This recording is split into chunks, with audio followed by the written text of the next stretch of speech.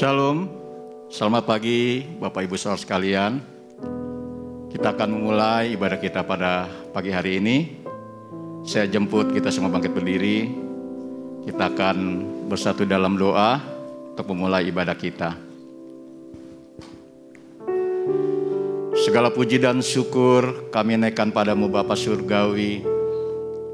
Segala hormat kemuliaan hanya bagi Engkau Allah kami di tempat yang maha tinggi, Allah yang maha besar dan maha mulia, Allah yang maha kasih dan penuh dengan belas kasihan, Allah yang sudah rela mati bagi kami menebus segala dosa kesalahan kami. Dan hari ini Tuhan, kami boleh memperingati bahwa Engkau sudah bangkit atas segala dosa dan maut. Kami datang kepadamu Tuhan untuk memuji dan menyembah Engkau, karena Engkau Allah yang sudah sangat baik terhadap kami, menyelamatkan hidup kami. Tuhan, kami mohon Tuhan, Engkau memimpin seluruh jalannya ibadah kami pada hari ini, dari awal hingga selesainya Tuhan. Kami percaya Tuhan, di mana 2-3 orang berhimpun memanggil nama Tuhan, Tuhan hadir di tengah-tengah kami. Terima kasih Tuhan, kami serahkan semuanya ini, dan kami memulai seluruh rangkaian ibadah kami pada hari ini. Kami peralaskan semuanya di dalam nama Tuhan Yesus, menjadi Tuhan dan Juru Selamat kami yang hidup. Haleluya, haleluya, haleluya. Mari kita berkata bersama, amin. Terima kasih, Tuhan memberkati.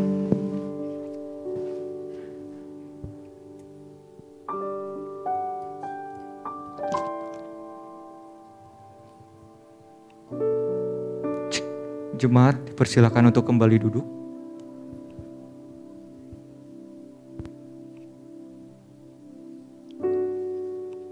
Matius pasal 28 ayat yang pertama sampai yang ke-10. Setelah hari Sabat lewat, menjelang menyingsingnya fajar pada hari pertama minggu itu, pergilah Maria Magdalena dan Maria yang lain menengok kubur itu. Maka terjadilah gempa bumi yang hebat, sebab seorang malaikat Tuhan turun dari langit dan datang ke batu itu dan menggulingkan lalu duduk di atasnya. Wajahnya bagaikan kilat dan pakaiannya putih bagaikan salju. Dan penjaga-penjaga itu gentar ketakutan dan menjadi seperti orang-orang mati. Akan tetapi malaikat itu berkata kepada perempuan-perempuan itu, "Janganlah kamu takut, sebab aku tahu kamu mencari Yesus yang disalibkan itu. Ia tidak ada di sini, sebab ia telah bangkit, sama seperti yang telah dikatakannya. Mari, lihatlah tempat ia berbaring. Dan segeralah pergi dan katakanlah kepada murid-muridnya bahwa ia telah bangkit dari antara orang-orang mati. Ia mendahului kamu ke Galilea. Di sana kamu akan melihat dia. Sesungguhnya aku telah mengatakannya kepadamu." Mereka segera pergi dari kubur itu dengan takut dan dengan sukacita yang besar, dan berlari cepat-cepat untuk memberitahukannya kepada murid-murid Yesus. Tiba-tiba Yesus berjumpa dengan mereka dan berkata, "Salam bagimu." Mereka mendekatinya dan memeluk kakinya serta menyembahnya. Maka kata Yesus kepada mereka, "Jangan takut. Pergi dan katakanlah kepada saudara-saudaraku supaya mereka pergi ke Galilea, dan di sanalah mereka akan melihat aku."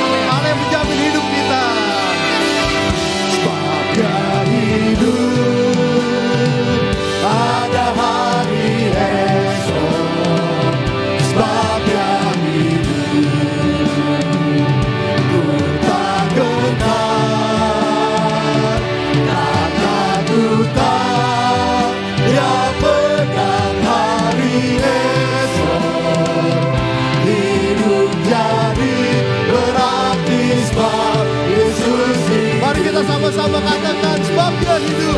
Dia hidup. Pada hari esok, sebab Dia hidup. Ku tak gentar, karena ku tahu Dia menang hari esok. Hidup jadi berarti sebab Yesus hidup. Hidup jadi berarti sebab Yesus hidup. Hidup jadi berarti sebab Yesus hidup. Haleluya, berikan kemuliaan bagi Allah kita yang hidup, Allah yang luar biasa. Haleluya. Katakan sama-sama, haleluya. Allahku hidup. Haleluya. Pagi hari ini kita penuh dengan sukacita. Kemenangan bagi kita semua orang percaya bahwa Allah kita bukan hanya mati bagi kita, tapi Dia Allah yang hidup. Biarlah pagi hari ini kita siapkan hati kita. Kita mau memuliakan Allah yang hidup, Allah yang bertahta, dan Allah yang berkuasa atas hidup kita. Haleluya.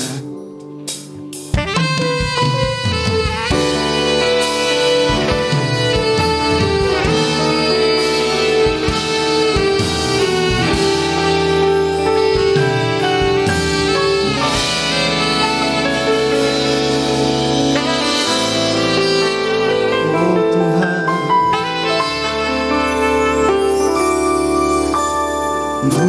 mulia, sembah Raja mulia, bagi Yesus puji, hormat, dan kuasa.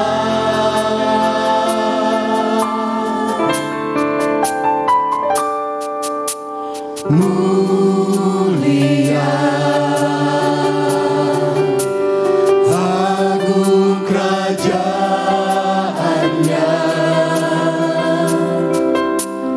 dari surga datang untuk setiap umatnya. Katakan sama-sama lagi, mulia, sembah Raja mulia. Mulia, kita agungkan Dia Raja yang maha tinggi. Kita sembah Allah kita yang bangkit, Allah yang hidup dan berkuasa atas hidup kita. Puji, hormat, dan kuasa.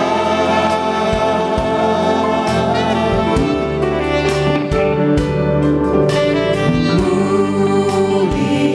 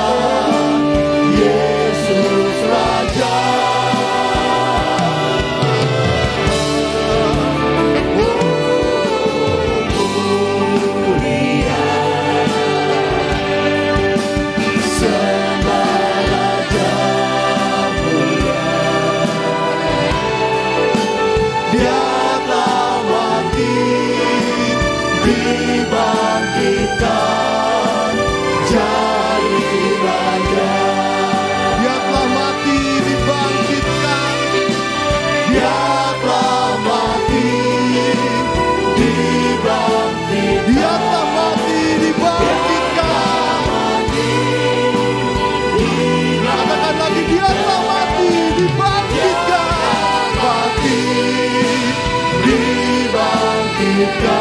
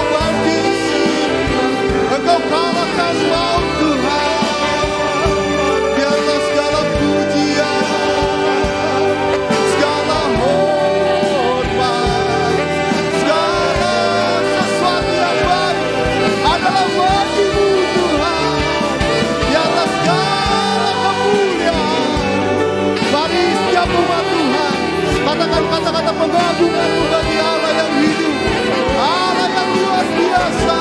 Haleluya. Terima kasih Tuhan.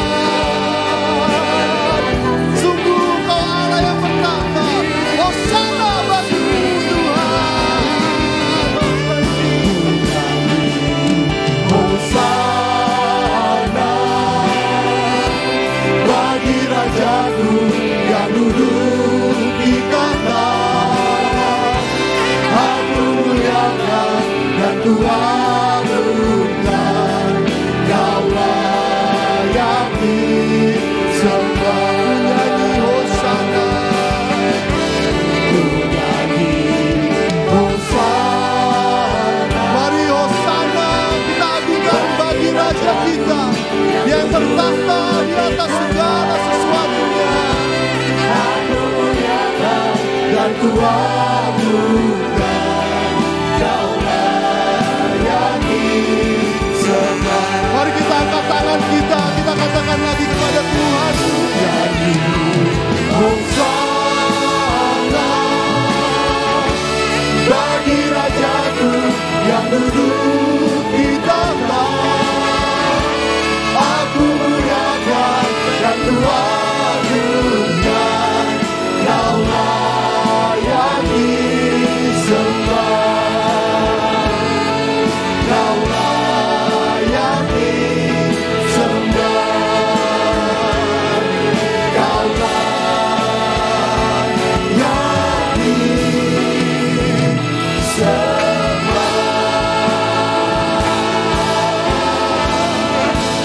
Haleluya. Haleluya. Segala kemuliaan bagi-Mu Allah yang maha tinggi. Haleluya. Haleluya. Hari ini kita mempermuliakan Tuhan kita yang hidup. Amin. Amin. Mari kita katakan sama-sama, Yesus hidup. Yesus hidup. Yesus hidup. Yesus hidup. Katakan ke kiri kanannya sambil kasih salam. Sapa kiri kanan. Katakan, Yesus kita hidup. Haleluya. Allah kita, Allah yang bangkit. Amin. Amin. Haleluya. Kita muliakan Tuhan. Kita bersuka cita karena kita menang pagi hari ini.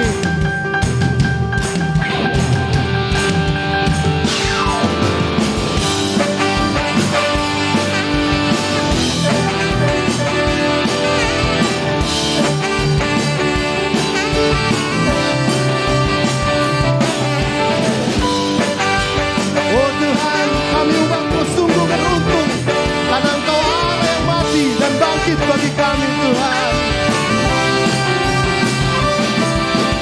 Gerakkanlah kekuatan-Mu ya Allah, tunjukkanlah kuasa-Mu ya Tuhan.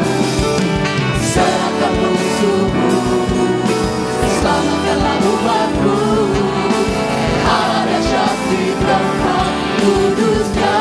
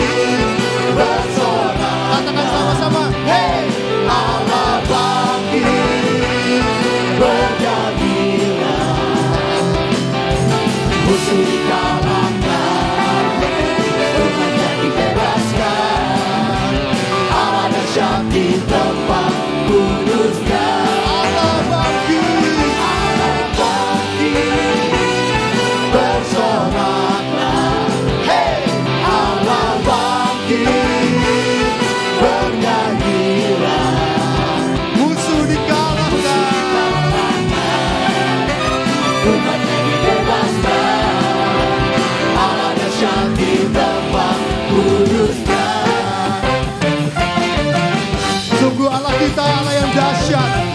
Dia bertata di atas segala sesuatu, dan Dia bertata di atas hidup kita.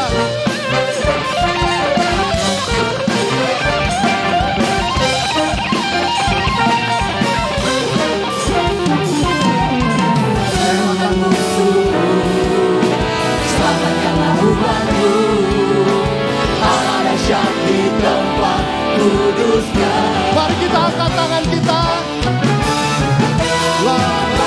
Bangkit, bersoraklah, hey, Allah bangkit, bernyanyilah. Musuh dikalahkan, umatnya dibebaskan, Allah dahsyat di tempat kudusnya. Allah dahsyat di tempat kudusnya. Allah dahsyat di tempat kudusnya. Haleluya, haleluya. Allah kita bangkit, Allah kita bangkit. Mari kita tetap memuji Tuhan. Kalau Allah kita bangkit, kita juga sebagai umat Tuhan, mari kita mau bangkit bagi keselamatan jiwa-jiwa. Haleluya.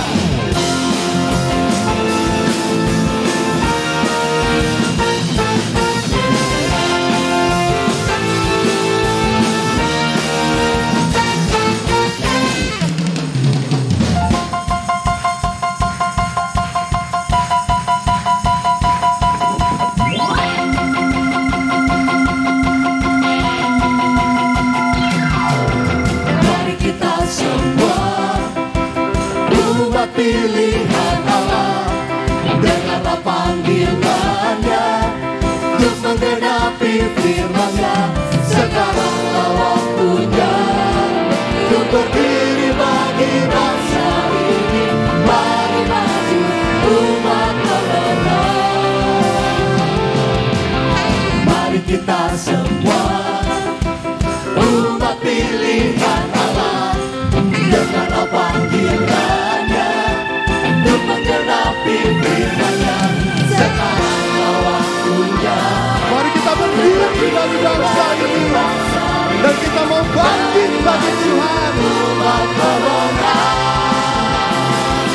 bukan bangkit, nyatakan kemuliaan-Nya. Bukan bangkit, nyatakan kebesaran-Nya.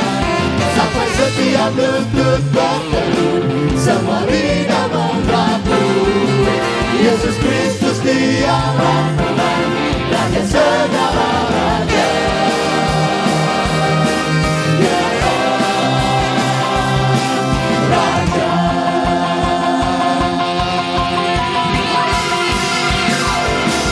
Mari kita semua umat pilihan Allah, dengarlah panggilannya untuk menggenapi firman-Nya. Sekaranglah waktunya untuk berdiri bagi bangsa ini. Mari maju umat pemenang. Mari kita bangkit bagi Tuhan. Bukan bangkit, nyatakan kemuliaan-Nya. Bukan bangkit, nyatakan kebesaran-Nya. Sampai setiap lutut bertelut, semua lidah mengaku Yesus Kristus Dialah Tuhan, Raja segala raja. Ya Raja. Sungguh Engkau Raja kami, dan kami mau bangkit bagi-Mu Tuhan. Dengan banyak jiwa yang diselamatkan bagi Engkau Tuhan.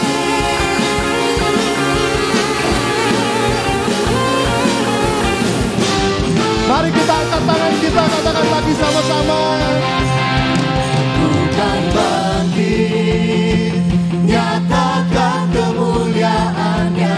Bukan bangkit, nyatakan kebesaran-Nya. Sampai setiap lutut bertelut, semua lidah mengaku Yesus Kristus Dialah Tuhan,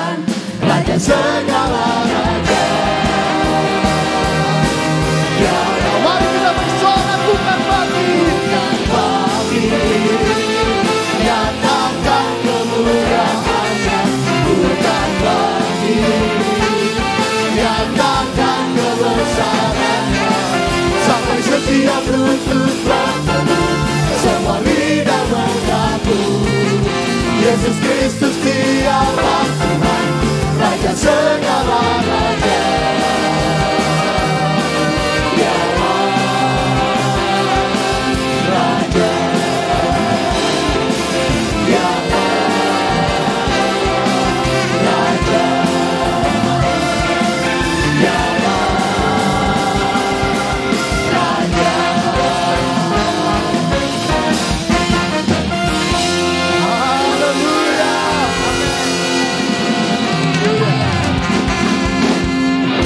Boleh sekali lagi kasih tepuk tangan yang paling meriah bagi Allah kita, Raja di atas segala raja.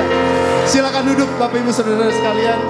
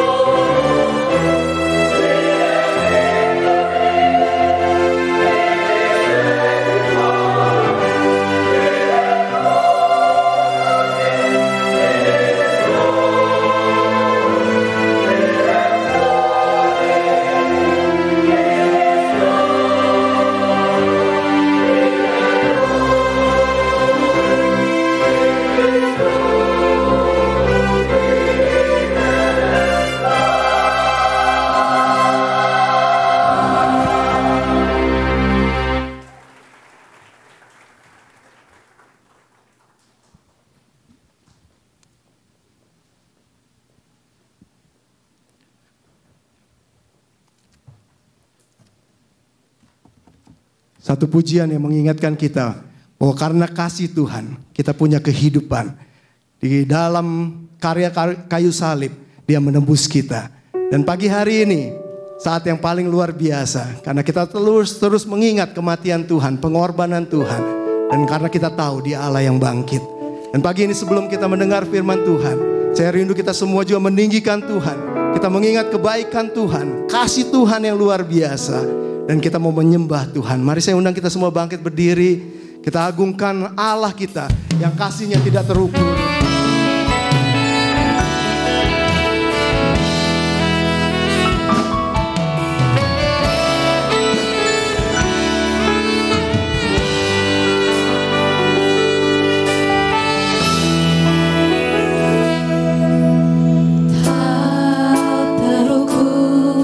Kasih-Mu Yesus, Kau telah mati gantikan diriku. Kau curahkan darah-Mu untuk tebus dosa. Mari sama-sama kita katakan kepada Tuhan, sungguh tak terukur kasih-Mu Tuhan, dan kami mau selalu mengingat akan kasih-Mu yang besar itu.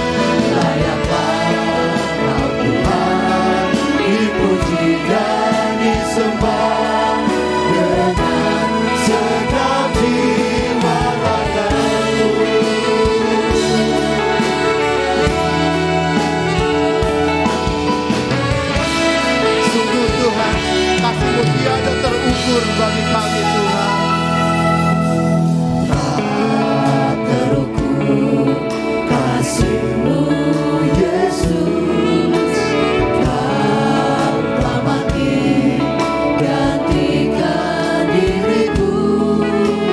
Kau curahkan darah-Mu untuk tebus dosaku.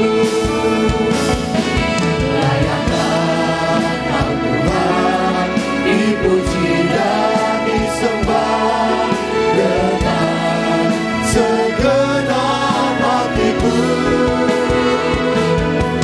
Layaklah Kau Tuhan, dipuji dan disembah dengan segenap jiwa raga. Layaklah Kau Tuhan, layaklah Kau Tuhan, dipuji dan disembah dengan segenap hatiku.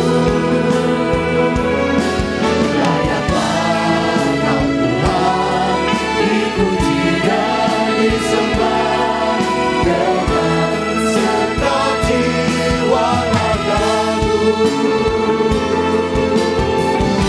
sungguh hanya Engkau yang layak Tuhan untuk kami tinggikan, untuk kami muliakan, untuk kami sembah dan agungkan dalam hidup kami Tuhan.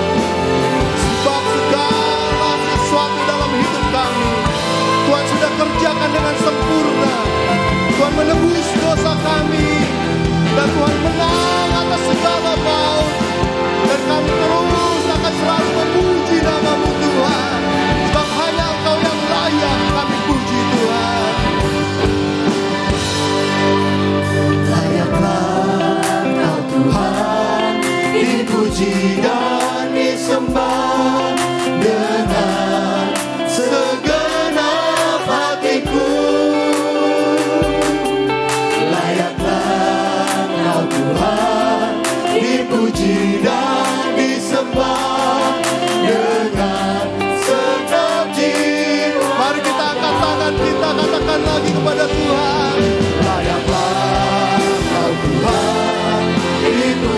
dan disembah dengan segenap hatiku. Layaklah Kau Tuhan, dipuji dan disembah dengan segenap jiwa ragaku. Dengan segenap jiwa ragaku.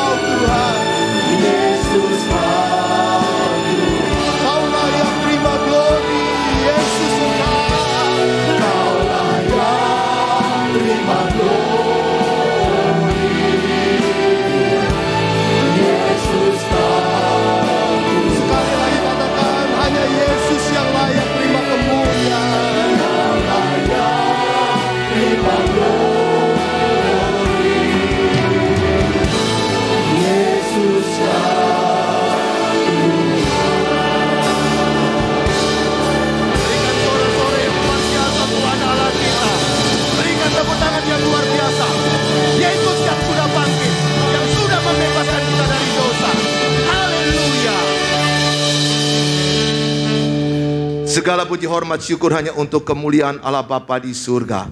Segala puji hormat syukur hanya untuk kemuliaan Yesus Kristus, Tuhan dan satu-satunya juru selamat orang berdosa. Segala puji hormat syukur hanya untuk kemuliaan Roh Kudus, Roh yang menginsyafkan kami dari dosa, menghibur dan menuntun ke jalan yang benar. Allah Tritunggal yang baik, yang kami kenal dalam nama Tuhan Yesus. Dengan kekuatan dari Roh Kudus kami bersyukur jikalau kasih karuniamu menolong kami hingga saat ini bisa ibadah di tempat ini dengan bersuka cita. Terima kasih Tuhan Yesus, kami bisa bersorak-sorai melalui mulut kami untuk memuliakan nama Tuhan.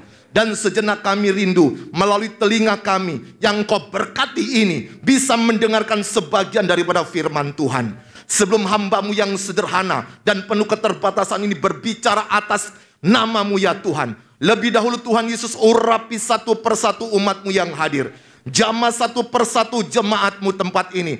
Lawat kami semua, supaya setiap yang hadir pada saat ini dipastikan diberkati oleh firman Tuhan. Yang sakit Tuhan jamah dan sembuhkan. Yang berbeban berat Tuhan pasti pulihkan. Yang takut melihat kepada hari besok, Tuhan Yesus pasti buka jalan. Karena bersama dengan Tuhan Yesus kami akan cakap menanggung perkara setiap hari. Berbicara kepada kami ya Tuhan Yesus, kami siap untuk menikmatinya. Dalam nama Tuhan Yesus kami sudah mengucap syukur dan berdoa. Haleluya. Mari yang percaya sama-sama katakan amin. Berikan tepuk tangan yang luar biasa Tuhan Allah kita. Haleluya. Silakan duduk saudara. Shalom. Shalom. Apa kabar? Ada sukacita? Coba lihat senyumnya dong. Nggak kelihatan pakai masker ya. Tetapi saudara tahu, ketika engkau punya hati yang gembira, Alkitab berkata itu adalah obat yang manjur. Tapi semangat yang patah mengeringkan tulang. Kita tidak tahu persoalan apa yang akan kita hadapi. Tetapi Tuhan sudah memberikan garansi. Artinya adalah Dia sudah memberikan jalan keluar untuk menghadapi semua persoalan. Dengan cara apa? Memiliki hati gembira. Tapi persoalan siapa sih yang percaya mulutnya Tuhan? Lebih percaya apa kata media sosial. Pada waktu Tuhan berkata, hati gembira itu adalah obat yang manjur. Sesungguhnya itu adalah jawaban untuk menghadapi kenyataan. Tentu saja engkau menerimanya bukan sekadar melalui pengetahuan, tetapi sebagai bagian iman kita bahwasanya Tuhan tidak pernah meninggalkan kita. Amin saudara. Haleluya. Saudara, sebelum saya lupa, saya ucapkan selamat Jumat Agung dan selamat Paskah untuk hari ini. Kita tentu berbahagia karena Yesus sudah bangkit. Saudara, ada 4 hal yang unik di dalam kekristenan. Saya katakan unik, itu bukan antik. Unik, itu berarti tidak bisa ada bandingannya dengan yang di luar, dengan keyakinan apapun juga. Apakah itu 4 yang unik atau yang unik dalam kekristenan? Yang pertama adalah tentang Allah Tritunggal. Di dalam Alkitab tidak pernah menjelaskan adanya 3 Allah. Secara tersurat, bukan tersirat, tersurat itu 10 kali menjelaskan Allah itu Esa. Tetapi dengan 3 pribadi. Itu hanya ada di dalam Alkitab dan diyakini oleh orang Kristen. Keunikan yang kedua adalah manusia Yesus. Pada waktu kita memikirkan manusia Yesus, kadang kita memikirkannya tidak masuk akal. Makanya orang di luar sana berkata, jangan mau jadi orang Kristen. Kenapa? Karena Tuhannya mati. Dan dalam bahasa Jawa, kalau ada yang tahu bahasa Jawa, matinya dipetenteng, disalib. Saya beritahu, Tuhan Yesus tidak pernah mati. Yang mati siapa? Manusia Yesus. Kalau Tuhan itu mati, saya tidak mau percaya Tuhan Yesus. Berarti saya punya Tuhan sempat 3 hari 3 malam dia mati. Mana ada saudara dalam sejarah peradaban dunia namanya Tuhan itu bisa mati. Dan di dalam Alkitab juga dijelaskan yang mati dalam keadaannya sebagai manusia. Tetapi lebih tepatnya adalah dia mati dalam rupa daging. Karena mempergunakan kata sarx, bukan antropos.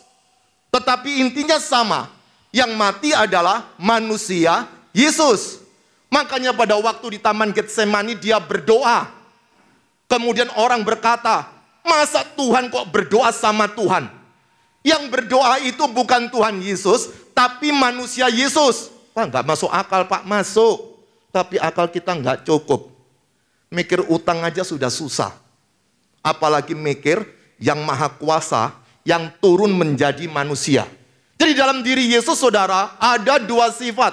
Satu pribadi dengan 2 natur. Dia Allah sejati dan dia manusia sejati.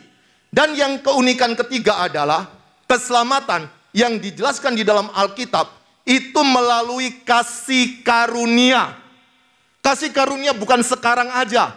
Pada waktu Adam dan Hawa jatuh dalam dosa, maka mereka berjuang untuk mencari daun pohon ara untuk menutupi rasa malu. Tetapi kemudian Tuhan Allah turun ke Taman Eden. Dia yang menyiapkan kulit hewan. Itu darah pertama tertumpah. Bukan itu saja. Hukum Taurat itu adalah produk kasih karunia.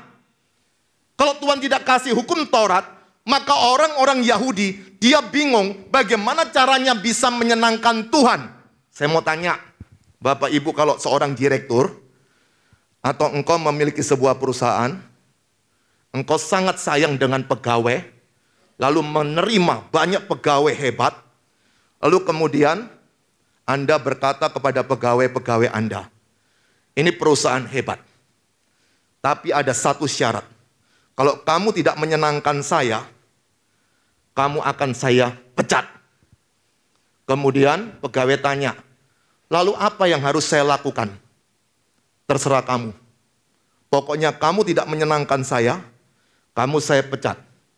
Datang ke kantor jam berapa? Terserah. Loh kalau gak jam 8 dipecat enggak? Pokoknya terserah.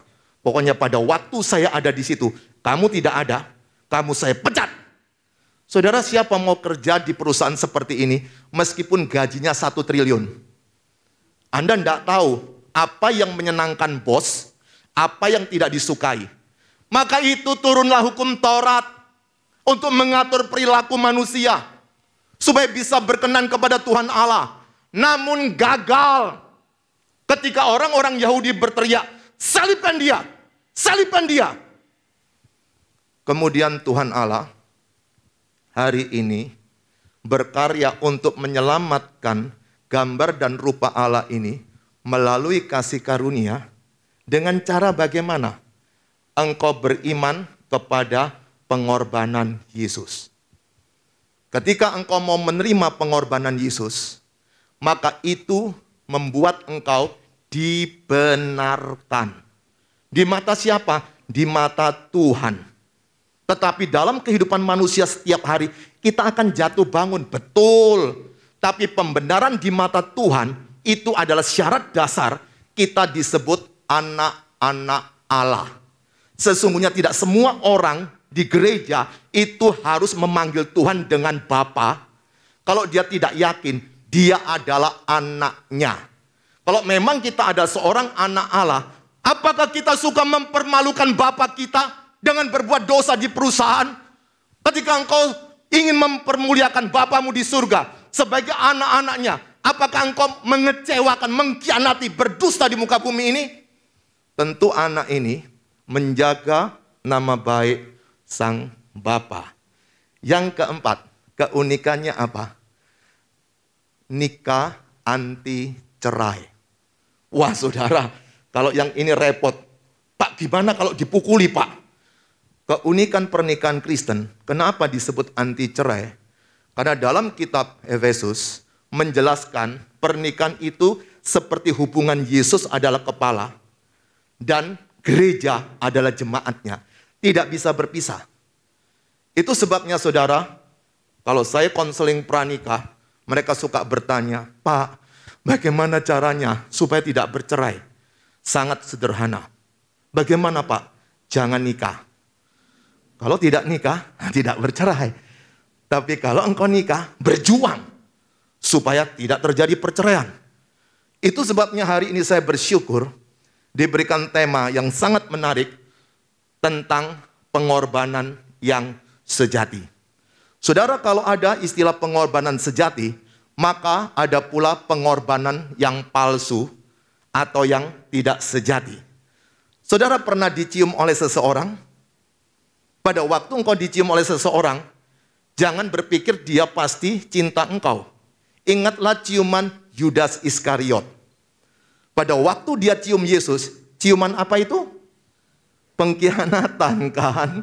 Maka dari itu jangan sampai ketika ada konflik, ada persoalan, engkau tiba-tiba dicium, langsung ingatlah teman kita bernama Yudas Iskariot ketika dia mencium Yesus. Saudara yang dikasihi Tuhan, pengorbanan yang sejati itu sesungguhnya adalah karya yang sedang Tuhan Allah tulis di dalam kisah di Alkitab ini. Pengorbanan sejati itu dimulai dari Taman Eden.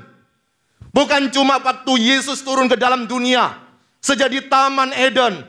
Saudara tahu apakah dosa yang diperbuat oleh Adam dan Hawa?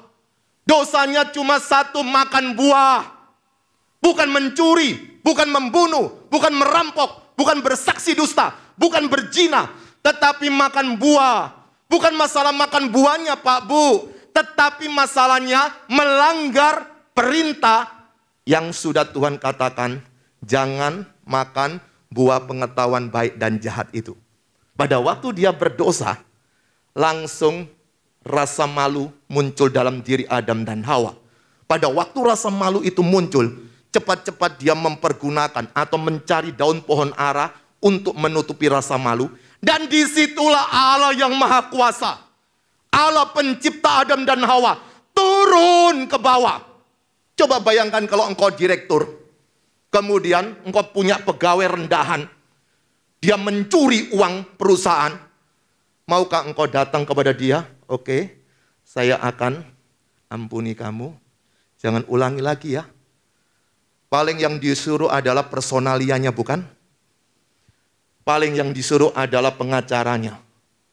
Tetapi pada waktu di Taman Eden, Allah yang maha kuasa, pencipta alam semesta, God Almighty, yang begitu hebatnya luar biasa, turun berjumpa dengan manusia berdosa. Pada waktu turun, itu bukan cuma say hello. Diawali memang say hello, hai Adam, di manakah engkau? Tapi waktu itu juga, dia mengulurkan tangannya untuk menolong, mengembalikan relasi antara Adam dan Hawa dengan Tuhan Allah yang sudah dilukai oleh pelanggaran. Pengorbanan yang sejati sudah Tuhan kerjakan sejak awal dari penciptaan dan tetap berkarya sampai hari ini. Dan sekarang saya bersyukur jikalau hari ini kita merenungkan tentang pengorbanan yang sejati ini. Kita merenungkan satu ayat ya, dari Yohanes pasal yang ketiga, ayat yang berapa? Wih, hebat sekali ya, belum khotbah sudah tahu ayatnya ya. Oke, kalau sudah tahu semua ayatnya, saya undang saudara bangkit berdiri, biar emosi sama saya. Orang emosi itu batal, nggak bisa ngantuknya. Coba gerakkan tubuh Anda. Oke, sudah bergerak-gerak. Nah, kita akan membaca ayat ini bersama-sama. Siap? Amin. Oke. 2, 3.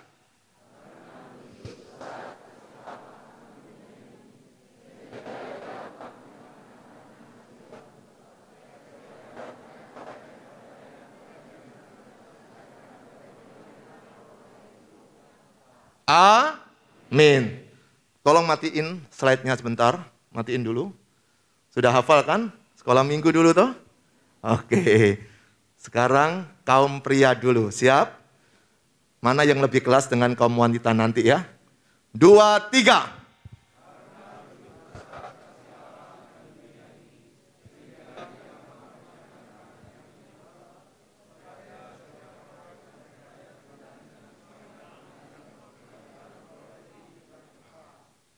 Puji Tuhan. Sekarang kaum wanita. 2, 3.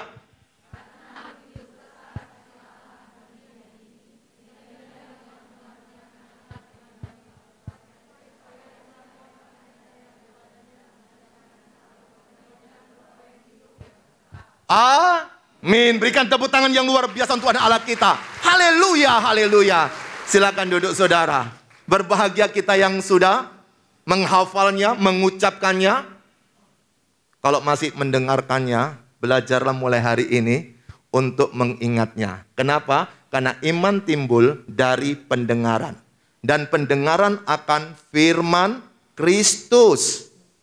Menarik sekali di Alkitab, bukan firman Tuhan, firman Kristus. Menarik sekali di dalam Roma pasal 10 itu, bukan firman Allah, firman Kristus. Saya tidak ada waktu menjelaskan mengapa mempergunakan kata firman Kristus. Nah, saudara yang dikasihi Tuhan, pada waktu seseorang menikmati firman, itulah yang akan menolong dirinya saat menghadapi persoalan.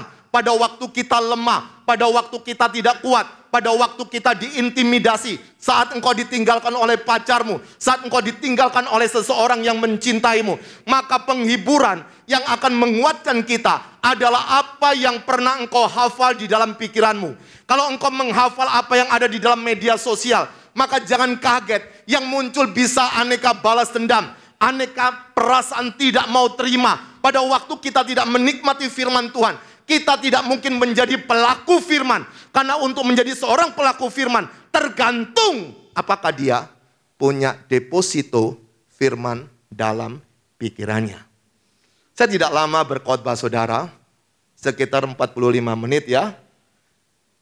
Amin. Kelamaan? Wih, kurang lama. Nah, sekarang 45 menit itu mulai dari tadi sampai sekarang. Oh, sekarang Pak ya. Oh, haleluya.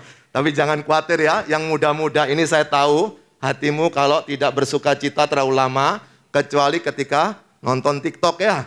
Bisa berjam, wah ini pengalaman sekali.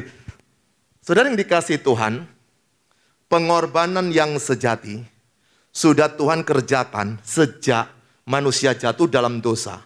Dan dia kerjakan terus sampai dunia ini berkesudahan untuk menunjukkan teladan bagaimana yang hebat, yang kuasa, yang mampu itu harus bisa berinisiatif menyelesaikan persoalan. Melalui apa? Pengorbanan yang sejati. Ketika kita membaca Alkitab tadi, di dalam Yohanes pasal yang ketiga ayat yang ke-16, di dalam satu perikop ini, sesungguhnya adalah sebuah kisah. Perhatikan di ayat yang pertama, di situ dijelaskan, adalah seorang Farisi yang bernama Nikodemus, seorang pemimpin agama Yahudi. Kemudian ayat yang kedua, ia datang pada waktu malam kepada Yesus dan berkata, Rabi, kami tahu bahwa engkau datang sebagai apa? Guru yang diutus Allah, sebab tidak ada seorang pun yang dapat mengadakan tanda-tanda yang engkau adakan itu, jika Allah tidak menyertainya. Sekarang langsung lompat ke ayat yang ke-10. Jawab Yesus, engkau adalah pengajar Israel, dan engkau tidak mengerti hal-hal itu. Saudara, ayat 16 itu dimulai satu perbincangan Yesus dengan Nikodemus. Ingat, ayat Alkitab itu tidak turun dari langit. Karena zaman dulu tidak ada pasal, tidak ada ayat. Tapi sebuah narasi. Jadi pada waktu Rasul Yohanes menuliskannya ini, itu sekitar tahun 80 sampai tahun 95 sesudah Masehi. Sedangkan Yesus meninggal dan kemudian naik ke surga, itu sekitar tahun 33 Masehi. Jadi ada rentang waktu sekitar 60 tahun, baru Injil Yohanes ini muncul. Jadi pada waktu muncul saudara, itu sedang menghadapi persoalan yang berat di kota Efesus saat itu. Apa persoalan beratnya? Yaitu ajaran Gnostik, yaitu yang mengatakan bahwa roh itu baik, daging ini jahat. Kalau rohnya baik, daging jahat, maka muncul istilahnya dikotomi, yaitu kapan kita berbuat baik, kapan kita berbuat jahat. Contohnya gampang begini.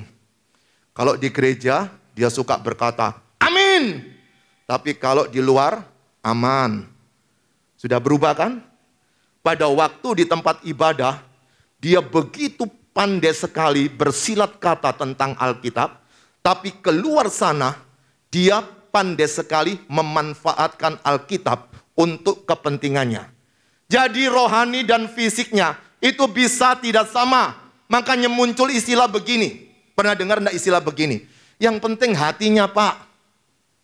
Saudara, ketika orang itu penting hatinya, kalau tidak muncul di perbuatannya, itu tidak sejati. Itu munafik. Itu pura-pura. Pada waktu orang berkata yang penting hatinya, Pak, Tuhan yang tahu. Pada waktu dia berkata yang penting hatinya, Tuhan yang tahu. Tidak muncul dalam perbuatannya. Ingat Yakobus pasal 2. Iman tanpa perbuatan pada hakikatnya adalah mati. Apa yang dikerjakan tidak sejati, bukan aslinya. Nah, pada waktu ini ditulis ada persoalan soal jawab dengan Nikodemus, dan intinya cuma satu, bagaimana caranya bisa berjumpa dengan Bapa di surga. Lalu Yesus berkata, kalau engkau dilahirkan kembali. Lalu si Nikodemus bingung, gimana ini sudah tua gini kok dilahirkan kembali?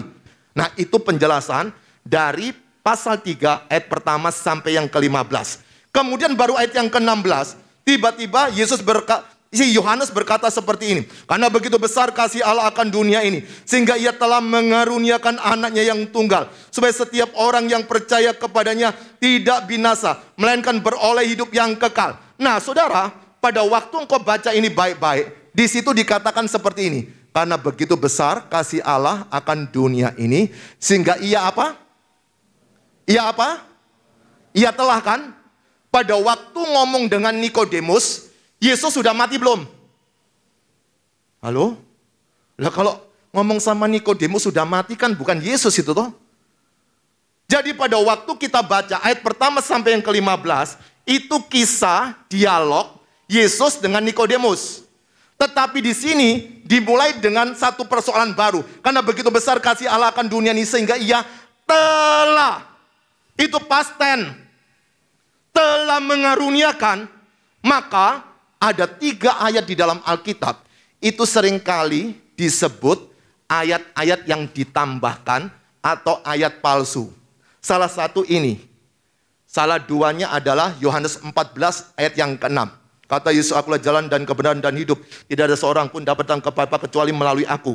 Dan Kisah Rasul pasal 4 ayat yang ke-12. Di bawah kolong langit tidak ada nama yang melaluinya beroleh keselamatan. Artinya adalah ayat-ayat itu dianggap palsu karena eksklusif untuk Yesus. Kalau Anda baca baik-baik ini, itu tandanya bahwa hanya melalui Yesus orang itu bisa berjumpa dengan Allah Bapa di surga. Hanya melalui Yesus dosanya akan diampuni. Hanya melalui Yesus dia akan mengalami kebangkitan. Di luar itu dia akan binasa. Dan banyak yang gak terima.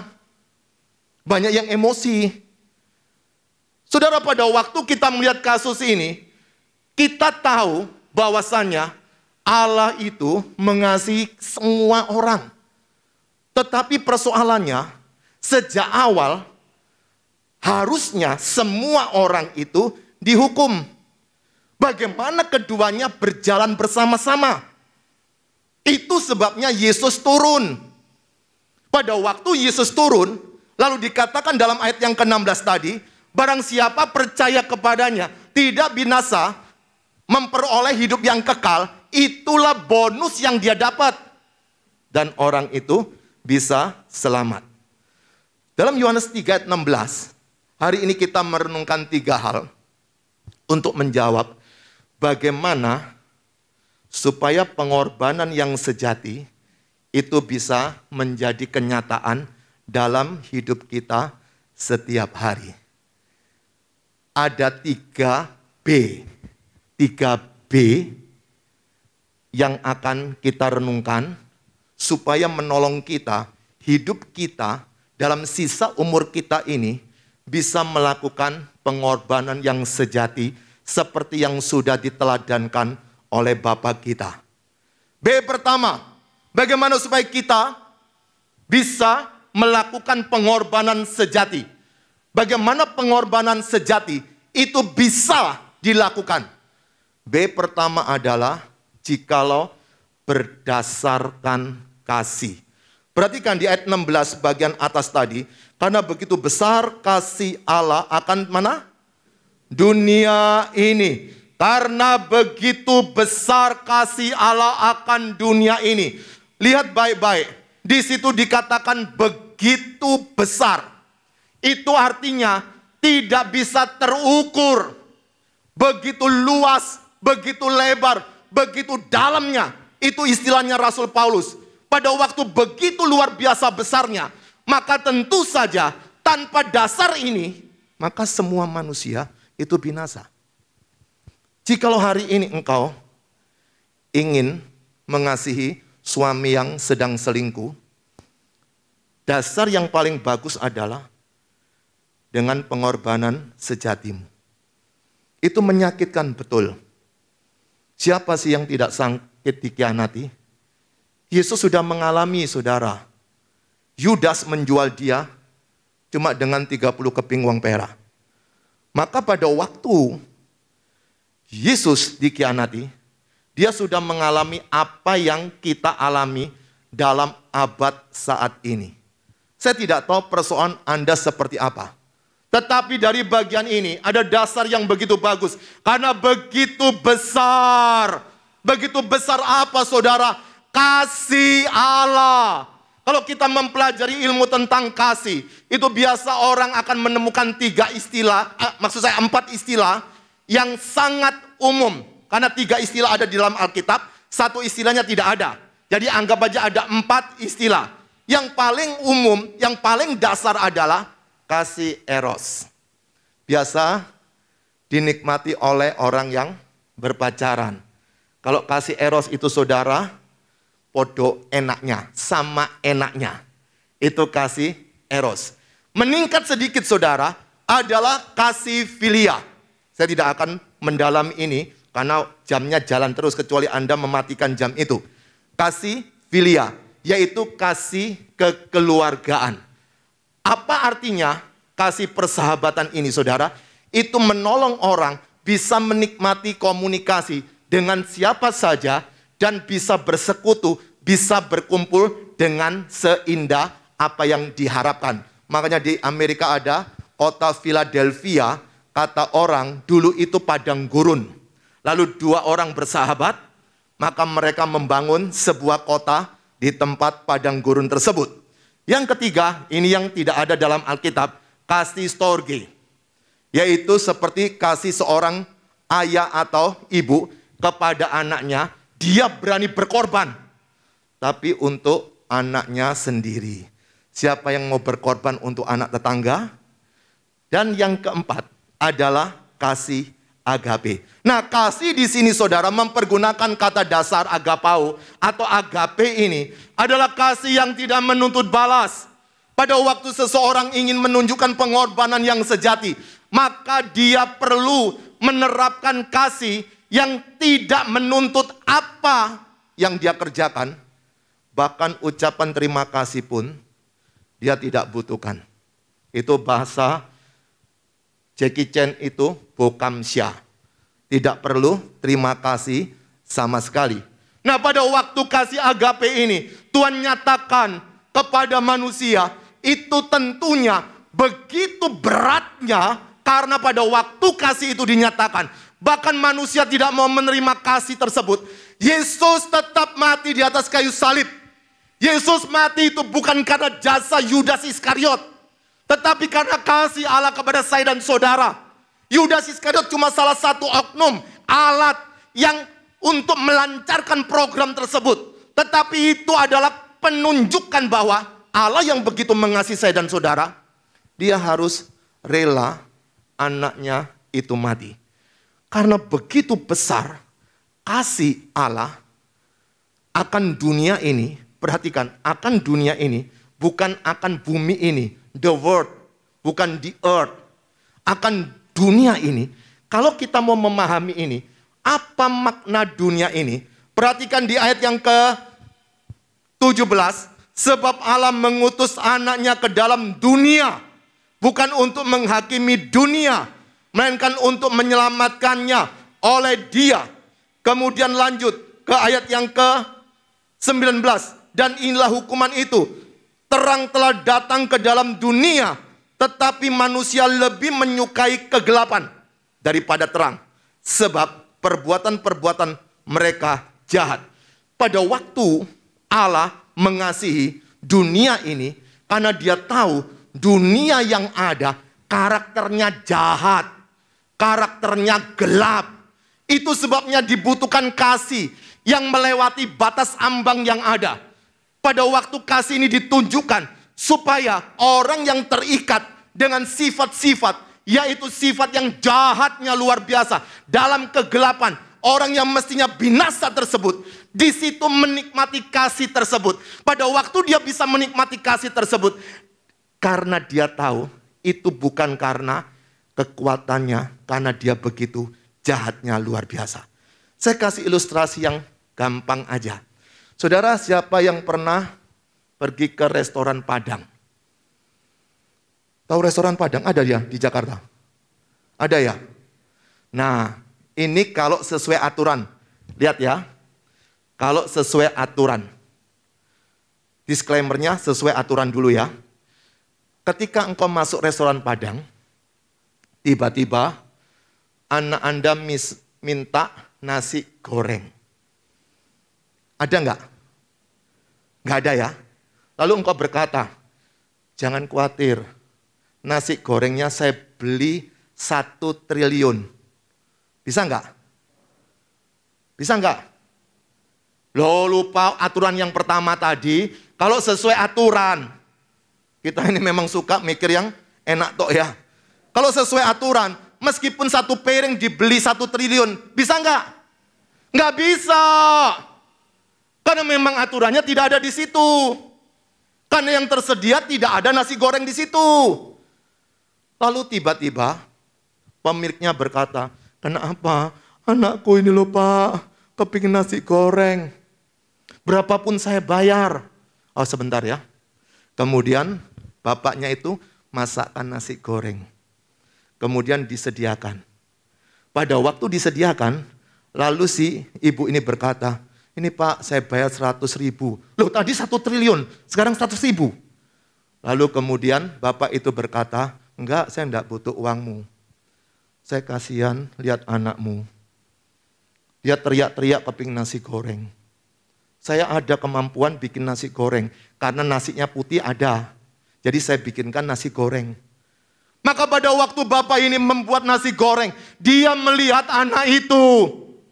Pada waktu bapak itu membuat nasi goreng, kasihnya muncul.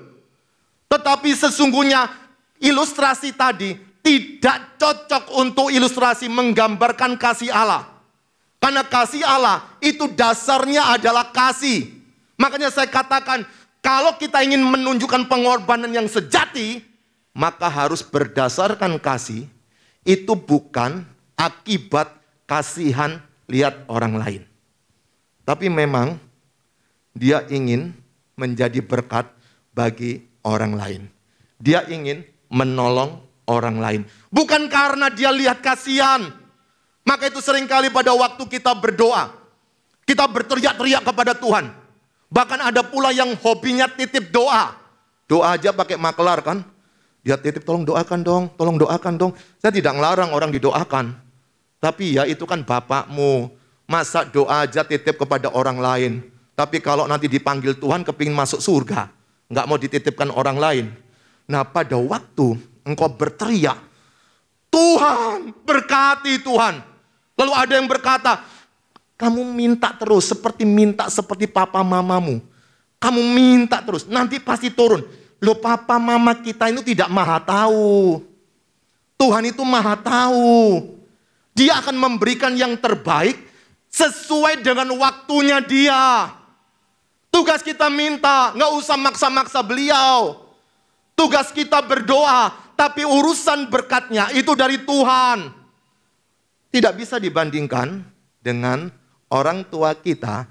Karena orang tua kita, contoh, anak Anda merengek. Aku minta motor. Padahal umurnya masih di bawah, mungkin 17 tahun, karena aturan SIM saya sekarang tidak tahu berapa. Tapi dia tidak punya SIM. Kalau orang tua yang baik, itu nggak akan dikasihkan motor. Tapi karena nggak tega, dia kasih.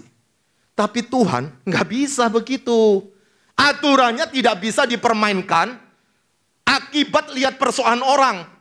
Dia mengasihi kita karena dasarnya dia adalah Allah yang kasih. Kasih tidak bisa terpisah dari diri Allah. Maka itu hari ini jikalau engkau menerima Yesus sebagai Tuhan dan Juru Selamatmu secara pribadi, engkau bisa menikmati buah roh, kasih, sukacita, damai, sejahtera, kesabaran, kemurahan, kebaikan, kesetiaan, kelemah lembutan, dan penguasaan diri.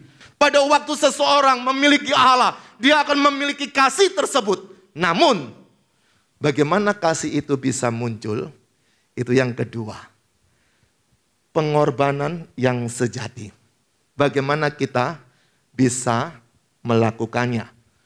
Kalau B yang pertama tadi apa? Berdasarkan kasih. Kalau B yang kedua adalah berkarya nyata. Perhatikan di ayat yang ke-16 dikatakan, karena begitu besar kasih Allah akan dunia ini, sehingga ia telah mengaruniakan anaknya yang tunggal. Saudara, kata anaknya yang tunggal, monogenes ini, itu uniknya luar biasa. Satu-satunya dia punya anak, kemudian dia persembahkan untuk manusia. Pak, ada yang tanya ini. Jadi Yesus itu anak Allah ya, bukan Allah ya. Saudara, sebutan anak Allah itu sedang menunjukkan dirinya dia Allah. Contoh, pada waktu ada orang lewat, siapa dia? Anak manusia. Berarti dia adalah bagian dari manusia. Dia itu apa? Anak tangga, bagian daripada tangga. Jadi istilah ini untuk menjelaskan posisi kemanusiaan daripada Yesus. Kalau dia berkata begini, ada orang suka berkata, tolong cari di dalam Alkitab, di mana Yesus berkata, akulah Allah, sembahlah aku. Itu mustahil ada. Tidak mungkin ada. Kenapa tidak mungkin ada, Pak? Karena kalau dia berkata akulah Allah, dia melawan hukum pertama, dasatita. Hukum pertama apa? Jangan ada padamu ilah lain. Yesus itu pintar. Dia tidak mungkin berkata akulah Allah. Tetapi dengar baik-baik, dia juga tidak melarang orang menyembah dia. Artinya adalah ketika dia mengatakan seperti itu, dia pasti dirajam batu. Jadi istilah anak tunggal itu sedang menjelaskan bahwa dirinya adalah bagian daripada Tritunggal yang saya sebutkan di awal tadi. Bapa, Putra, Roh Kudus, pribadi Yesus, pribadi kedua, itu turun ke dalam dunia. Kemudian dia merelakan dirinya untuk menebus dosa manusia. Saudara, karya dulu mempergunakan hati nurani ketika masih di Taman Eden. Ketika keluar di Taman Eden, karyanya melalui hukum Taurat. Kemudian kalau kita lihat setelah hukum Taurat itu tidak berhasil dilakukan oleh orang-orang pilihan, yaitu bangsa Israel, lalu dia melalui anaknya yang tunggal. Saudara, makna anak yang tunggal itu satu-satunya, tidak ada lagi cadangan, tidak ada lagi pilihan. Anak yang tunggal itu menunjukkan kualitas harganya yang begitu mahal, yang dia sangat cintai. Tetapi demi cintanya untuk saya dan saudara, anak itu rela untuk disalibkan. Saudara, kalau engkau punya seorang anak pinter, apakah engkau bercita-cita membuat anak yang pinter ini jadi pendeta atau seorang dokter? Kalau engkau punya seorang anak pinter, ganteng lagi, apakah engkau rela dia merintis pekerjaan Tuhan menginjil? Kalau dia adalah seorang anak yang cantik luar biasa, smart girl, ya begitu hebatnya luar biasa, apakah engkau setuju kalau dia masuk sekolah Alkitab? Pada waktu engkau lihat Yesus turun ke dalam dunia, dia bisa aja, kamu yang bikin dosa, ngapain gua yang datang? Lu aja mati-mati sendiri. Tetapi karena begitu besar kasih Allah akan dunia ini, sehingga ia mengaruniakan anaknya yang tunggal. Itu menunjukkan bahwa Allah tahu tanpa karya ini, manusia nggak mungkin bisa selamat ketemu dengan Tuhan Allah. Kenapa saudara? Saya kasih cerita supaya Anda ngerti betapa Tuhan itu jijik dengan dosa. Makan buah itu kan menjadikan Adam dan Hawa berdosa. Tetapi apakah itu dosa? Dosa itu adalah pelanggaran apa yang Tuhan ingin kita lakukan dan kita tidak lakukan, itu disebut pelanggaran. Kalau melanggar, istilah lainnya adalah dosa. Contoh, mencuri dosa enggak? Dosa, karena ada aturan dilarang jangan mencuri. Membunuh dosa enggak? Dosa, karena ada larangan jangan membunuh. Sekarang pertanyaannya, ada perintah tetaplah berdoa. Kalau enggak berdoa dosa enggak ya? Halo? Hei? Dosa enggak? Dosa, kenapa? Karena perintah. Karena perintah.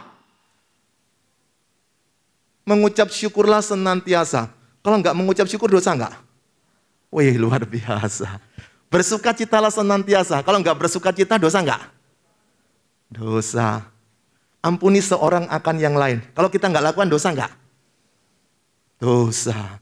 Anda baca itu banyak nasihat-nasihat Rasul Paulus yang semuanya sifatnya adalah perintah, perintah, perintah. Beritakan Injil. Kalau enggak lakukan dosa enggak?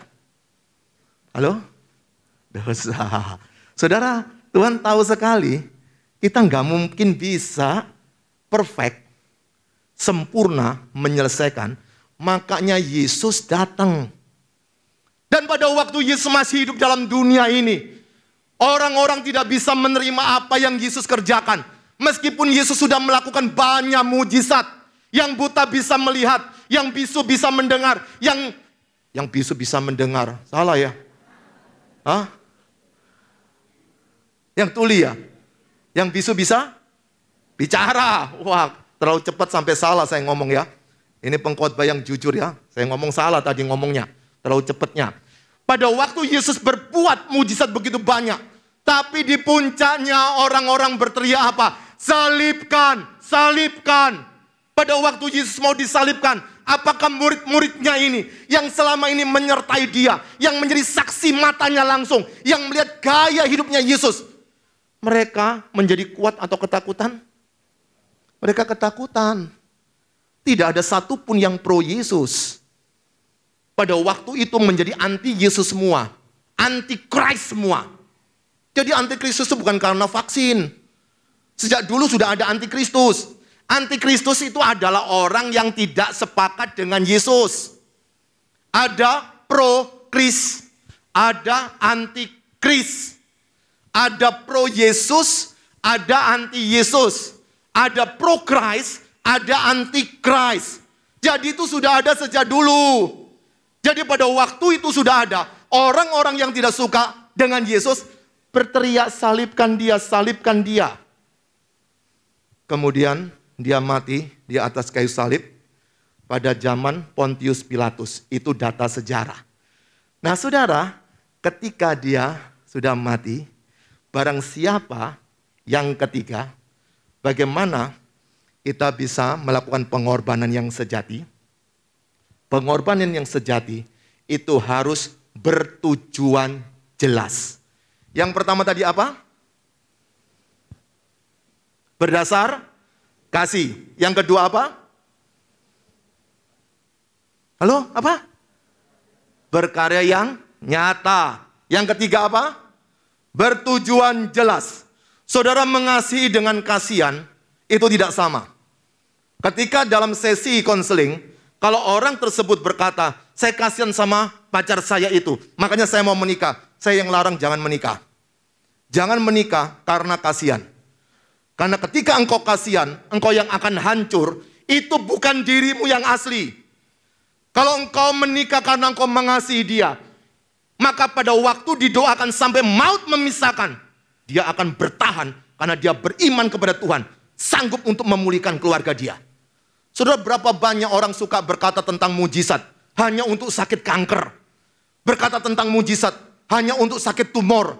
Tapi kenapa dia tidak mengharapkan mujizat untuk membatalkan perceraiannya dia? Karena dia tidak mengasihi Tuhan.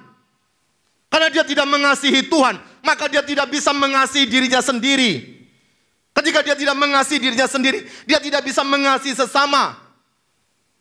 Kasihilah Tuhan Allahmu dengan segenap hati, dengan segenap jiwa, dengan segenap kekuatan, dengan segenap akal budimu. Itu hukum pertama dan terutama.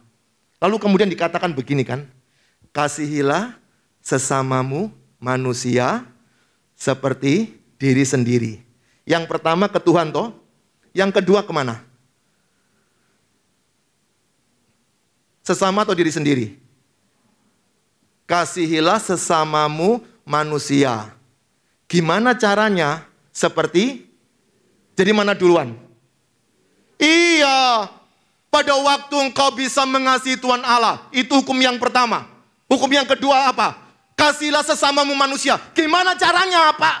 Gimana caranya Bu? Seperti dirimu sendiri. Kalau engkau tidak bisa mengasihi dirimu sendiri, engkau susah bisa mengasihi orang lain. Maka pada waktu engkau mengasihi Tuhan Allahmu dengan sepenuh hatimu, engkau akan bisa mengasihi dirimu supaya tidak bermusuhan dengan Tuhan Allah. Baru yang ketiga, tujuanmu bisa menjadi jelas untuk sesamamu. Supaya, Yohanes 3:16 tadi, supaya setiap orang yang percaya kepada Yesus tidak binasa, melainkan apa? Beroleh hidup yang kekal. Jadi saudara yang dikasihi Tuhan, kematian Yesus ini bukan kematian obral, tetapi kematian yang sudah terukur. Apa artinya? Kalau orang itu mau menerima Yesus sebagai Tuhan dan Juru Selamatnya secara pribadi, dia bisa menikmati pengampunan dosa. Seperti yang saya kasih contoh tadi, ketika orang itu berbuat dosa, ada dosa dalam posisi negatif. Jangan mencuri, jangan membunuh. Kalau ini dilakukan, dia berdosa. Tapi ada dalam posisi yang positif. Ketika dia tidak melakukan firman, dia berdosa. Jadi, sulit bukan kita berdamai dengan Allah yang kudus? Itu sebabnya kenapa Yesus datang. Jadi kalau ada orang masih meragukan, apa gunanya Yesus datang? Sebagian sudah saya jelaskan tadi. Kalau tanpa Yesus, Bapak, Ibu, Saudara-saudara, engkau tidak mungkin berkenan kepada Allah. Anda aja mau masuk ke perusahaan gede, Anda harus menyesuaikan dengan polisi atau dengan kebiasaan di perusahaan tersebut. Kalau tidak dikasih tahu, engkau tidak bisa masuk ke situ. Maka dari itu Allah yang Maha Kudus, Dia turun dalam rupa manusia. Barang siapa engkau mau percaya Yesus, pada waktu nanti Yesus datang menjemput anggota tubuh Kristus, yang mati dibangkitkan, yang hidup kita sama-sama akan diangkat.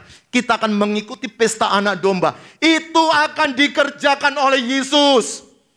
Tapi kalau engkau tidak ada persekutuan dengan Yesus, bagaimana engkau bisa berjumpa dengan Yesus? Orang kalau memiliki persekutuan dengan Yesus, tujuan hidupnya jadi jelas. Kenapa? Karena dia tahu apapun yang kita hadapi selama di dunia ini sifatnya sementara. Kalau hari ini engkau punya uang banyak, sabar. Paling bisa engkau nikmati 20-30 tahun lagi kok. Setelah itu bagaimana? Apakah engkau memuliakan Tuhan dengan uangmu? Kalau engkau punya pengetahuan yang hebat, sisa berapa lama engkau akan bisa menikmati itu?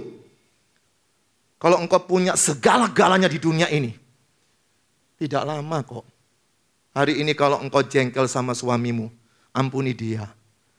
Dia tidak lama kok ada, sabar. Kalau engkau lagi jengkel sama istrimu, tidak usah marah-marah terus. Dia juga nggak lama, liatin wajahnya baik-baik ya. Tapi jangan berharap kapan matinya, dosa juga Anda. Artinya itu sebuah penghiburan. Semua yang ada di muka bumi ini adalah fana. Maka itu ketika engkau menikmati hidupmu berdasarkan kasih, maka karyamu akan nyata.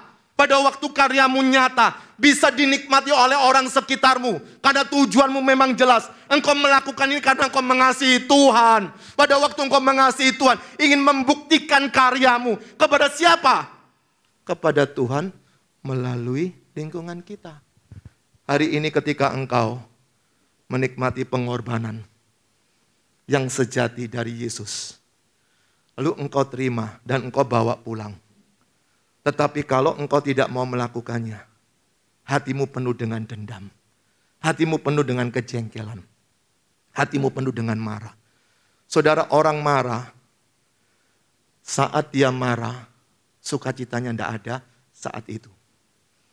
Ketika engkau ingin balas dendam, hatinya damai tidak ada saat itu.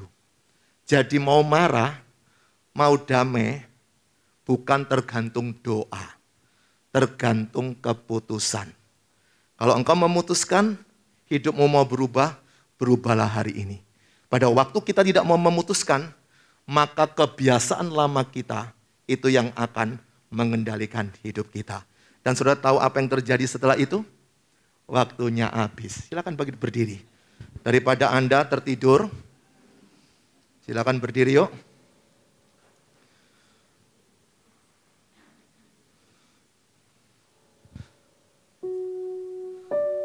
Saudara yang dikasihi Tuhan, pengorbanan sejati itu akan memulihkan hidup kita. Tapi pengorbanan yang pura-pura akan menyengsarakan kita. Pengorbanan yang sejati itu membuat hatimu hancur. Tapi pengorbanan sejati itu akan menolong hati yang hancur itu diobati oleh pengorbanan itu. Pada waktu COVID kemarin, saya tetap keliling dan saya bersyukur jikalau saya tidak kena COVID tersebut. Bukan berarti yang kena tidak dilindungi Tuhan, semua dilindungi. Tapi semua punya bagian masing-masing. Bagaimana dia menghadapi apa yang Tuhan percayakan. Awalnya saya takut. Tapi ketika saya merenungkan para misionaris yang datang ke tempat orang lepra, ke tempat orang kena malaria, itu cari masalah semua. Apalagi sekarang di dunia yang canggih, saya bisa melengkapi dengan apa yang dikatakan oleh pemerintah namanya prokes. Tapi kalau kita tidak mau berkarya, kita tidak bisa memanfaatkan apa yang Tuhan izinkan kita alami. Silakan tunduk kepala saudara. Saya tidak tahu hari ini apakah hidupmu tambah kudus, tambah baik atau tidak. Mestinya setelah lewat COVID, hidup kita berubah. Karena kita pernah ketakutan di awal, tapi kita sudah terlewatkan. Pada waktu bangsa Israel dilewatkan oleh darah anak domba, itu disebut Pesa atau Paskah. Tapi pada waktu Yesus bangkit, kita menikmati kemenangan, itu disebut Paskah. Sekarang kemenangan apa yang engkau ingin capai? Yang masih sekolah kuliah, ayo berjuanglah untuk tidak nyontek, supaya engkau bisa melewati kemenanganmu. Yang bekerja tidak korupsi, belajar hidup jujur. Tidak lama kok hidup kita. Tetapi apakah engkau mau berkarya? Saya berikan waktu 15 detik. Masing-masing berdoa. Akui dosa-dosamu. Di saat yang begitu indah, Minggu Paskah 2021. Komitmen apa yang engkau ingin ambil hari ini? Jangan tunggu tahun baru. Ini komitmen yang paling bagus. Kenapa? Engkau harus menang. Menang menghadapi persoalan hidup. Menang menghadapi sakit penyakit. Menang menghadapi masalah ekonomi.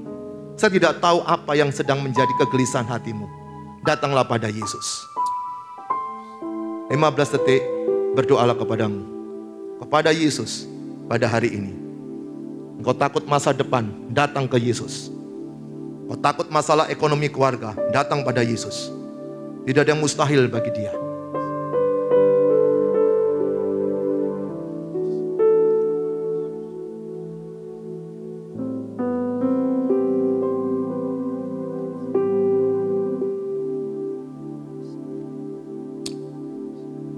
Hari ini saya mau berdoa khusus buat engkau yang rindu memiliki Yesus dalam hatimu. Yang hari ini engkau merasa kesepian, engkau merasa seorang diri, takut melihat hari besok, takut mati, takut. Datanglah kepada Yesus. Yang rindu saya doakan, taruh tangan kananmu di dada. Yang rindu memiliki Yesus hari ini, letakkan tanganmu di dada masing-masing.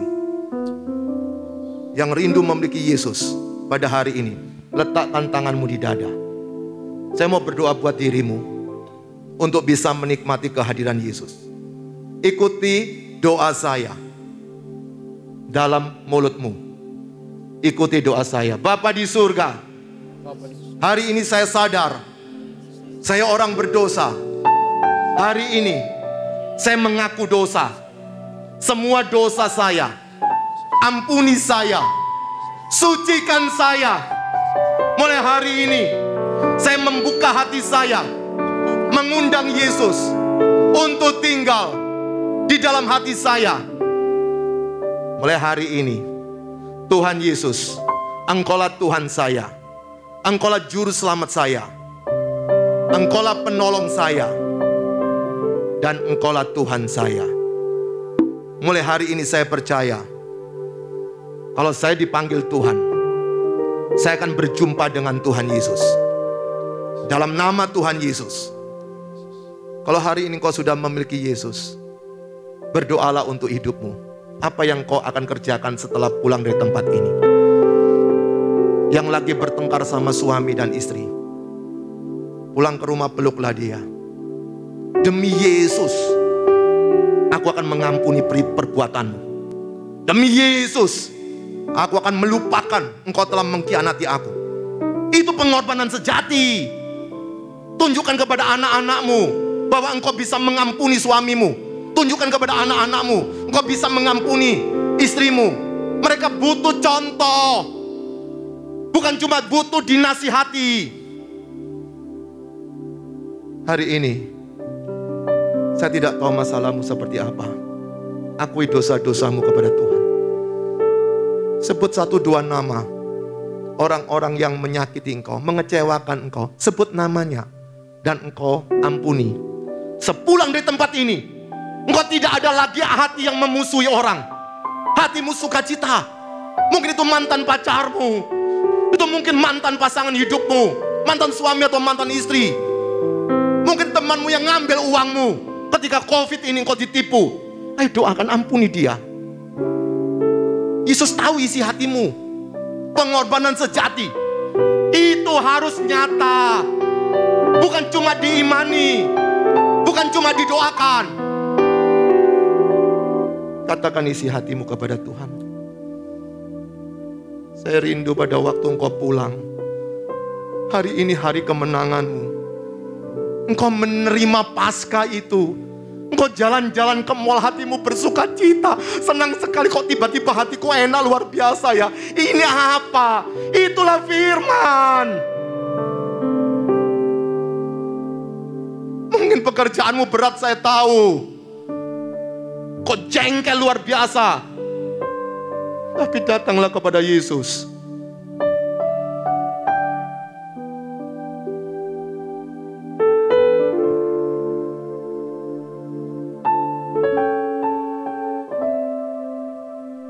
Tidak usah malu kau mencucurkan air mata.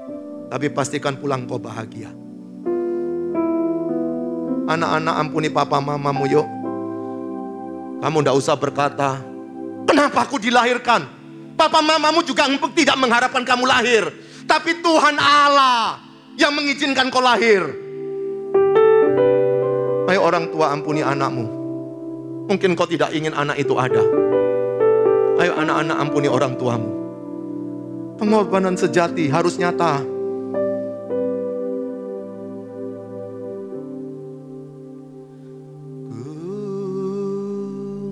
Mau sepertimu Yesus,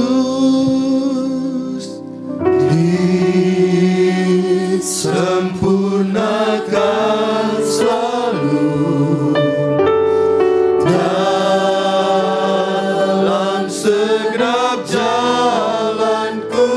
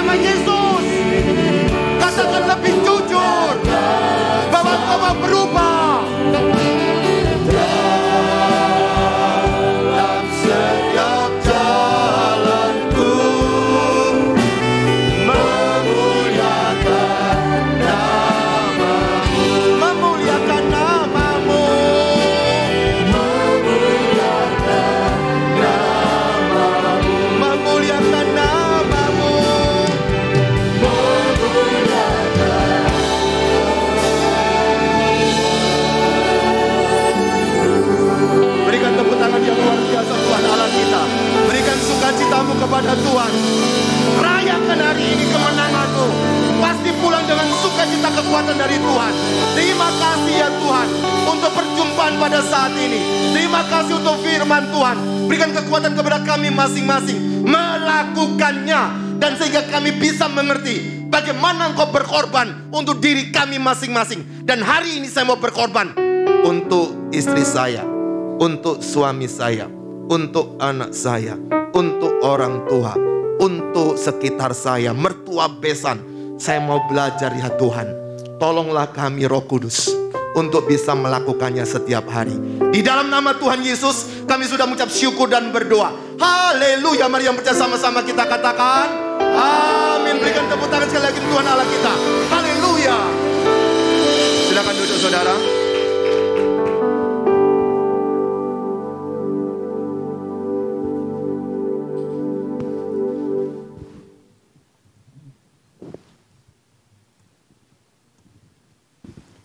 Saudara-saudara diberkati dalam ibadah kita hari ini. Sekali lagi kita berikan kemuliaan buat Tuhan, Allah yang sudah bangkit menebus dosa kita. Hari ini ada beberapa kekasih Tuhan yang baru pertama kali beribadah di tempat ini. Saya panggilkan dan mohon bisa berdiri di tempat. Saudari Kristina Siburian, ada bisa berdiri di tempat? Ya, selamat datang, selamat beribadah, Tuhan memberkati. Yang kedua adalah Saudari Renisia Simatupang. Ya, selamat datang, selamat beribadah, Tuhan memberkati. Saya bacakan pengumuman. Ibadah minggu depan akan kembali sesuai jadwal, yaitu 2 kali ibadah. Ibadah pertama pada pukul 7 pagi dan ibadah kedua pada pukul 9.30 atau setengah 10 pagi. Jadi ibadah minggu depan akan kembali sesuai dengan jadwal. Itu ibadah pertama pada pukul 7 pagi dan ibadah kedua pada pukul 9.30 atau setengah 10 pagi. Hari ini akan diadakan ibadah Paskah Gereja Anak pada pukul 2 sore di gereja. Jadi hari ini akan diadakan ibadah Paskah Gereja Anak pada pukul 2 sore di gereja. Jadi bagi Bapak Ibu sekalian yang memiliki anak-anak dalam usia blessed kids, silakan untuk mengajak anak-anaknya datang beribadah di dalam ibadah Paskah Gereja Anak ini. Perhatian komunita, ibadah Pelwap akan diadakan di gereja di Ruang Abraham pada hari Rabu tanggal 20 April pukul 3 sore. Jadi komunita akan mengadakan ibadah Pelwap pada hari Rabu tanggal 20 April pukul 3 sore di Ruang Abraham. Perhatian untuk kaum dewasa muda, ibadah BIC akan diadakan pada hari Kamis tanggal 21 April pukul 7 malam di gereja.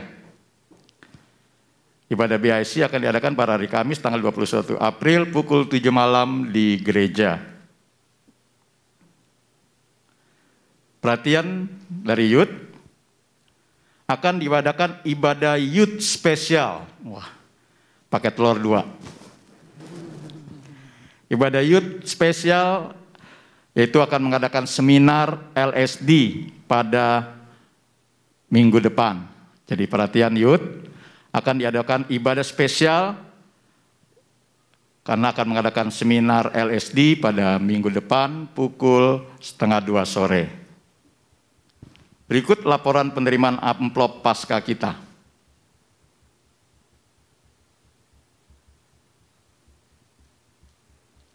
Penerimaan pertanggal 15 April sebesar Rp25.740.000. Terima kasih, Tuhan berkati.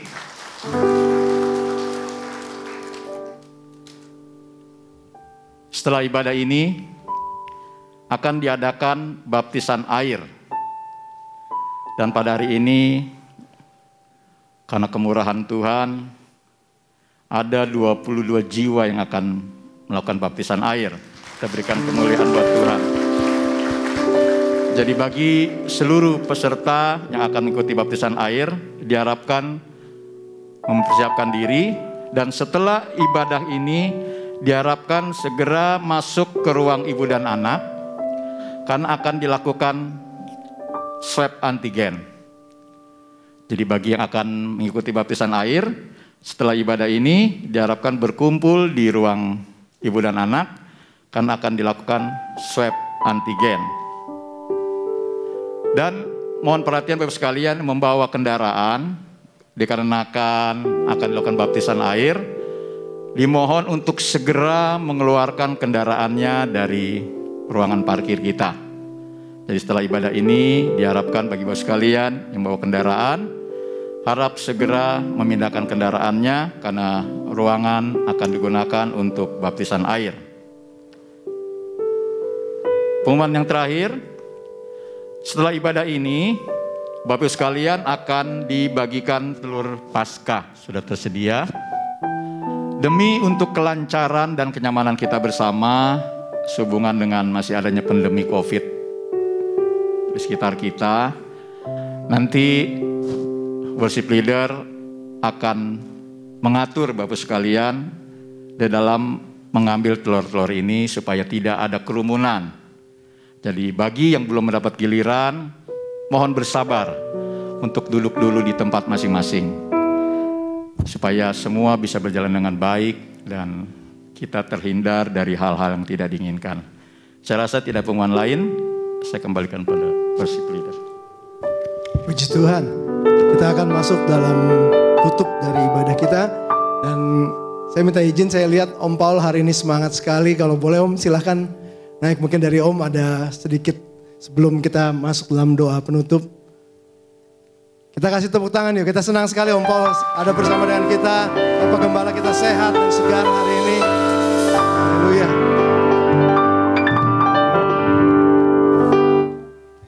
Nanti Om Paul Bapak Gembala akan pimpin doa, juga doa dari telur-telur dengan ayat-ayat Paskah yang akan dibagikan. Dan Om Paul akan terus menutup dengan doa berkat. Kita doa dengan firman Allah, menguatkan kita. Tuhan mencintai kita. Terima kasih. Dan saya tidak lupa mengucapkan juga selamat Paskah. Tuhan memberkati kita semua. Haleluya. Mari kita tunduk kepala. Mari kita nyanyikan, kami memuji kebesaran-Mu.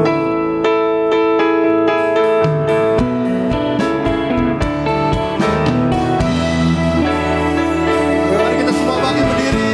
Kita akan tutup dalam ibadah. Ajaib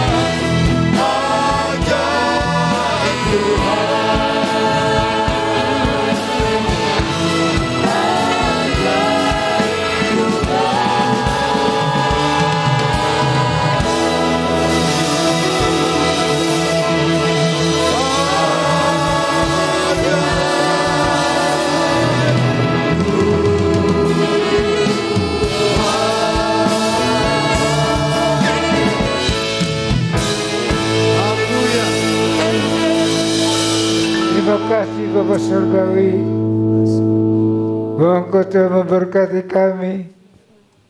Dan kami puji dan muliakan Engkau ya Tuhan. Pada kesempatan ini hamba diminta berdoa untuk Kau. Telur Paskah ini. Di dalam telur Paskah ini ada ayat-ayat yang ditempelkan. Biar kiranya Tuhan berbicara pada tiap-tiap kami. Apa yang kami dapat dan itu kami pegang. Terima kasih Tuhan. Hamba serahkan telur-telur ini dalam tangan Tuhan. Di dalam nama Tuhan Yesus Kristus, bahwa anak Tuhan mengambil bagian masing-masing dan bisa mendengar firman Allah. Terima kasih Tuhan. Kasih Tuhan. Setelah kita ngambil telur dan kita akan kembali pulang masing-masing. Kiranya terimalah berkat rahmat sejahtera dari Bapa, kasih sayang dari anak yang tunggal Yesus Kristus, dan persekutuan dalam kuasa Roh Kudus menyertai kita hari ini, besok, sampai kita bertemu Tuhan dan tinggal bersama Dia sampai selama-lamanya. Terima kasih Bapa Surgawi, berberkatkan kemurahan Tuhan. Kami terima dengan ucapan syukur. Kami arahkan semua di dalam nama Tuhan Yesus Kristus. Mari kita berkata, Amin.